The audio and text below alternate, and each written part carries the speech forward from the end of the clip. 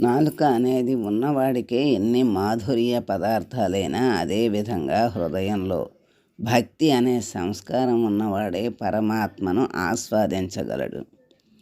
తెవులు వడినవాడు తినబోయి మధురము చవిగాక పులుసులు జవిగోరినట్లు భవరోగములబడి పరమామృతమును రజవిగాక భవములు చవులాయనయ్యా అంటారు అన్నమాచార్యులు వారు. జబ్బుబడ్డ నాలుకలకు కొన్ని పదార్థాలు రుచించవు.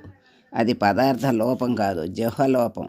నువ్వు ఆస్వాదించాలంటే ఆయన రూపమాధుర్యాన్ని ఆస్వాదించవచ్చు, ఆయన నామమాధుర్యాన్ని ఆస్వాదించవచ్చు, ఆయన లీలామాధుర్యాన్ని ఆస్వాదించవచ్చు, ఆయన గుణమాధుర్యాన్ని ఆస్వాదించవచ్చు, ఆయన బోధామాధుర్యాన్ని ఆస్వాదించవచ్చు. స్వామి అనుగ్రహిస్తే ఆయన వేణుమాధుర్యాన్ని కూడా ఆస్వాదించవచ్చు. ఇన్ని మాధుర్యాల కలబోత గనుకనే కృష్ణుడిని మధురమ స్వరాజ్యం సర్వ మధురిమలకు అధిదేవత అన్నారు. జై శ్రీకృష్ణ.